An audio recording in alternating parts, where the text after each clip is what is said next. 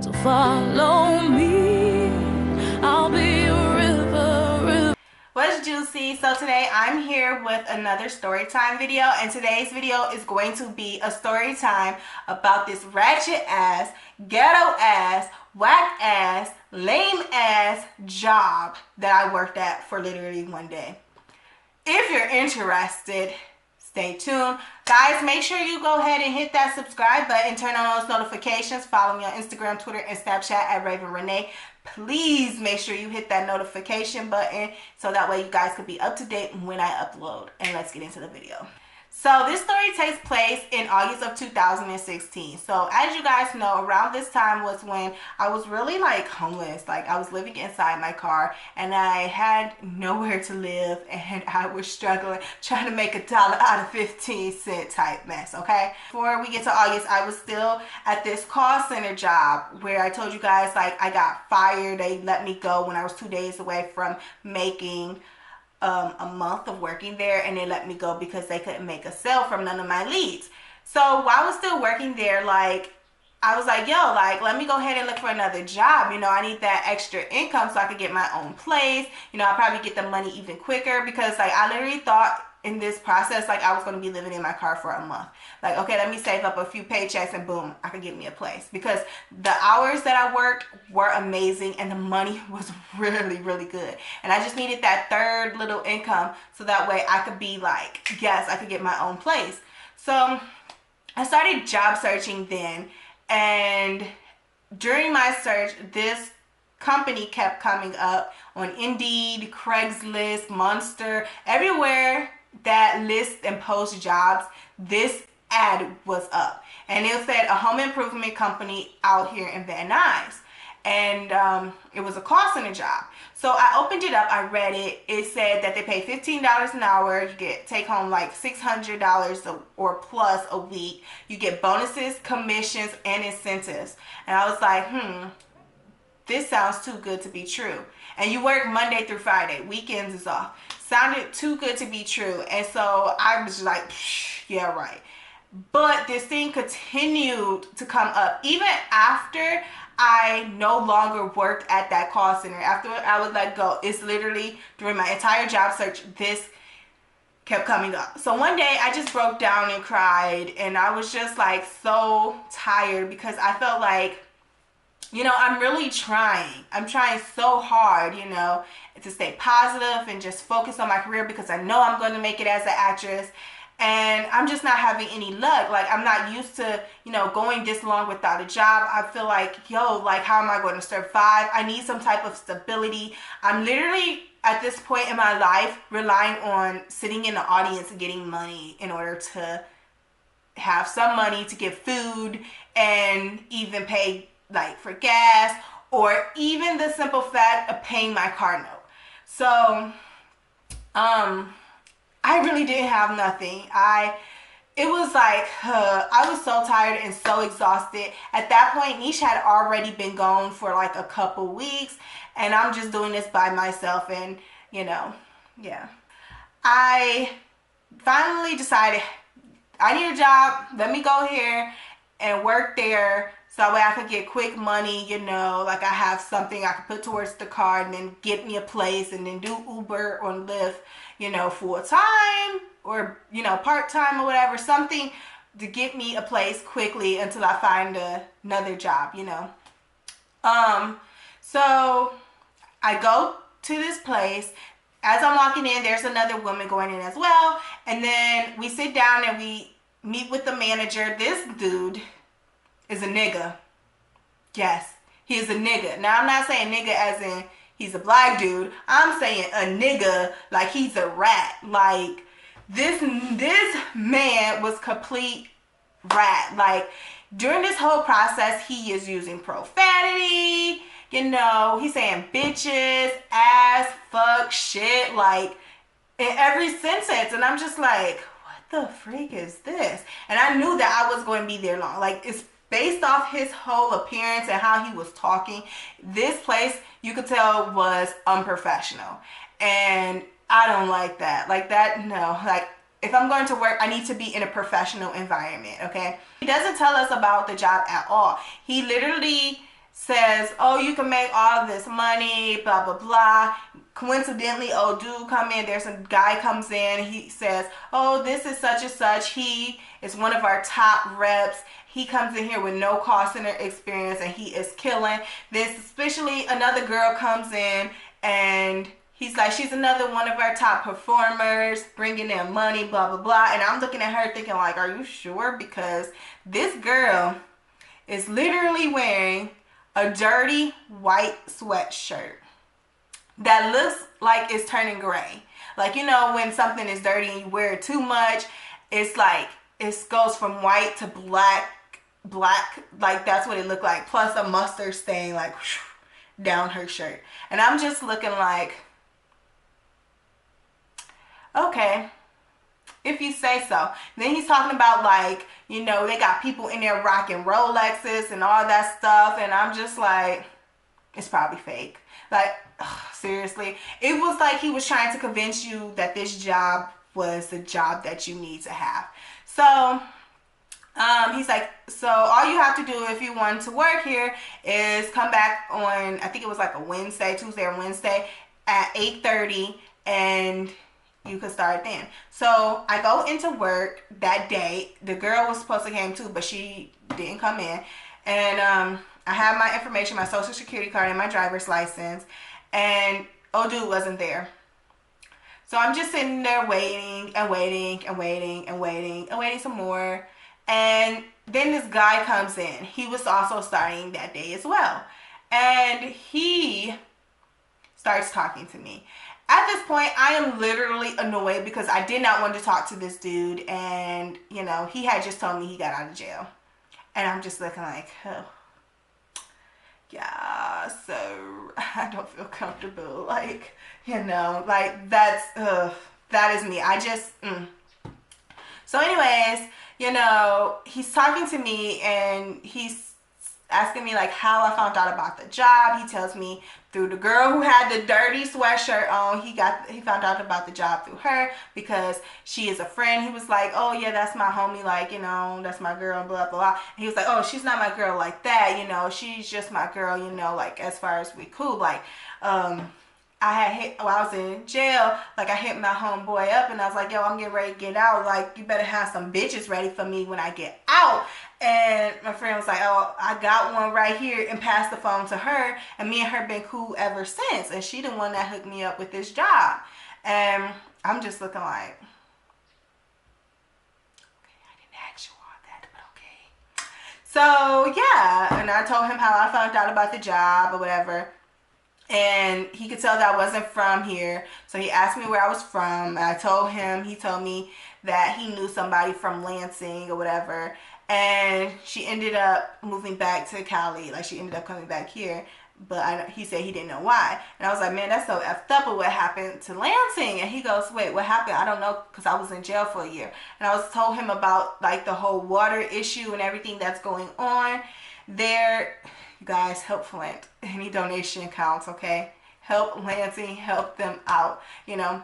So anyways, he's literally telling me, like, oh, then that's probably, like, why she ended up coming back here, like, you know, because she was from Flint, and, no, yeah, Flint, and, you know, she just randomly came back, and she didn't have no explanation, like, she didn't tell him, so he was like, I'm assuming that's why. So he was like, asking me, like, other questions or whatever, and then he finally asked me, like, my name. I told him, and he told me his name. He said his name was D, and you know, he told me his real name. I don't remember what he said his real name was, and then he told me, but people call him D or Daddy. And I looked at him like, and he goes, what? Why are you making that face for? And I was like, because I ain't calling you that. And he was like, calling me what? And I was like, that. And he was like, why not? That's my name. And I was like, no, I'm not calling you that. Other people call you that, but I'm not calling you that. And he was like, what, D? And I was like, no, the other one. He was like, Daddy? And I was like, yeah. And he goes, He looks at me like I'm crazy, and I'm just looking at him like he's crazy. And he goes, see, like, I'm not trying to be inappropriate, but if we was on a tip or something, like you were my girl, like you would be calling me daddy. And I was like, oh, hell no, no, I would not. Like, I would not be calling you daddy. He's like, yeah, you would. I'm like, no, I wouldn't. I would never call any dude in my life, not even fucking Chris Brown, okay? And Chris Brown is fine as fuck, okay? He got that long, yeah. So, anyways, I won't even call him daddy, okay? And the only man that I would ever call in my life daddy is my dad. If your name is not Lorenzo, guess what, boo? You're not being called daddy, okay? And if your name is Lorenzo, if you are not my father, okay, you're not being called daddy, okay? Well, girls always say that. Like, they don't never call no guys daddy, but then when you fucking, then they be like, ooh, daddy, and the sex is good and stuff. He's like this girl, for instance, like me and her, we were fucking, and she said before she ain't never calling no man daddy but her dad. And then while we was fucking, she was up here calling me daddy, like, ooh, daddy, like, it feels so good, don't stop. And then I stopped, and I was like, I thought you said you don't call niggas daddy. And she was like, keep going, you feel so good.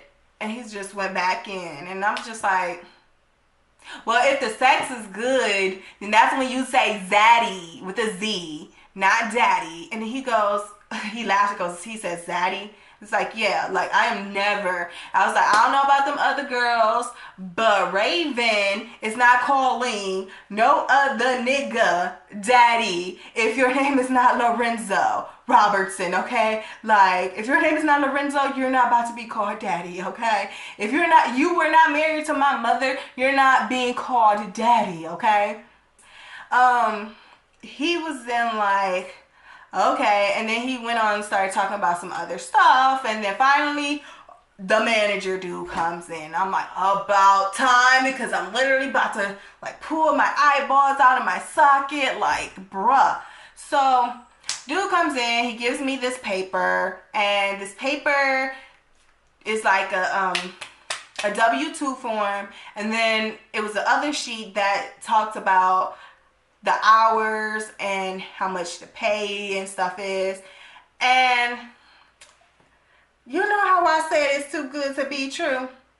It's too good to be true, because they were advertising it online that they were paying $15 an hour. They were really paying $10 an hour. And you work Monday through Friday from 9 to 6. That's a long ass time, bruh. That is it. You freaking lied. Lied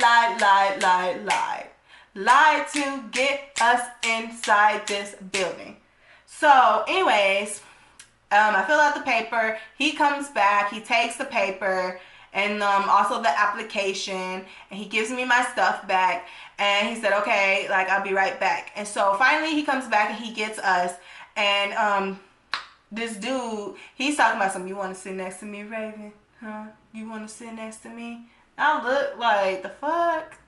And so the manager told us to follow him to this room. So we followed him to this room. He said, okay, stay right here for a second. And then he was like, I'm getting ready to like place y'all with people. Again, this dude is like, you want to sit by me? You want to sit by me, huh? Like, the fuck is wrong with this nigga? Like, get the fuck out my face. Like, bye. Bye. So he tells old dude to come, the manager tells old dude to come sit next to one person. I sit next to this one person. We literally listen to phone calls for like 20 minutes, and then we're put on the phones. So I go on the phone, right? I absolutely have no idea what to do, what to say, nor do I know the name of this company, okay?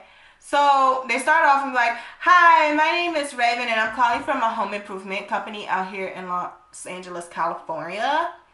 And then people will hang up. Like, after you say that, I don't even know what to say. Like, I was guessing on what to say when people picked up the phone and actually was willing to listen. Like, I had no idea what to say, okay? I didn't know the name of the company. I didn't know how to sell. I didn't even know what to do. So luckily, All my calls, everybody hung up after I said the main part or during the main part. I'm sitting next to this guy, and he tells me that, well, he introduced himself, and he tells me that he had went to jail too. He got out of jail because he sold drugs, and he told me he was an actor as well. He was giving me like some type of advice, telling me what I should do. He told me the church to go to. He was telling me about like the audience work, like the website to go, and he told me he had booked a commercial through that, and like all that stuff. Like, he was a nice dude. He was cool. And so he asked me if I had a boyfriend. I said, oh, no, no, no. I don't want one of those right now. I said, too many fuckboys. And he was like, oh, yeah, too many fuckboys. Yeah, stay away from us. Stay away from us. There's a bunch of us out here, And I'm just like, mm-hmm. And then, all this stuff. And he was telling me why he liked the job and stuff. Because, like, they understand that people have a life outside of work. And so, like, if you have an audition, you could just be like, hey, like, I need to leave early to go to an audition. And they were cool with it, Like how he was leaving that day because he had to go somewhere early. So he was leaving after lunch. So after that, we go to lunch. And I literally am talking to my mom on the phone like, girl, I don't know if I should just leave out of this place or stick it out because I need the money. But I really don't feel comfortable here. Yeah, 2 other people here done already said that they done been to jail. And I'm like, this dude telling me to call him daddy. And I was like, he sound like a pedophile, like a rapist. And I was like, yeah, like what the heck? And then she was like, I don't think you should go back in. I don't think you should go back in. Like, and I'm just like, I really need the money. I can stick it up. Plus, I know how to fight. And I'm from Detroit. And I dealt with real stuff, I stayed at the job for the rest of the shift. It was so long and I was so ready to go. Finally, this other guy who was sitting next to me, he had an extra script and he let me borrow it. So I used his script and I had got a person over the phone past the opening, Some people was telling me like, oh, like we already just did construction, remodeled our house.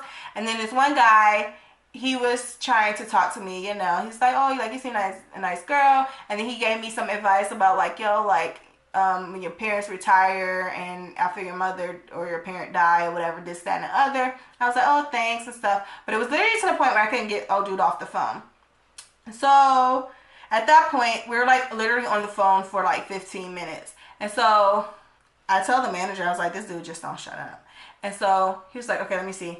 Took the headphones, it's something like this, and talked to the dude and was like, hi, Mr. Such and Such, so when can I schedule out an appointment to come to your crib? Can I set it up for tomorrow at 12 o'clock? And the guy's like, oh, like I told the young lady, I'm not interested, I just did remodel, blah, blah. And then the manager's like, you must be interested in something because you've been on the phone with her for almost 17 minutes and, you clearly want something. So, guess for tomorrow at 12 o'clock. And he's like, no, no, no. The guy just ended up hanging up the phone on him. And the manager was like, oh, that's all you have to do. Or you could just hang up. This is not customer service. You could cuss. You could use profanity. You could do whatever it is you want. This is not a regular call center. And I was just looking like...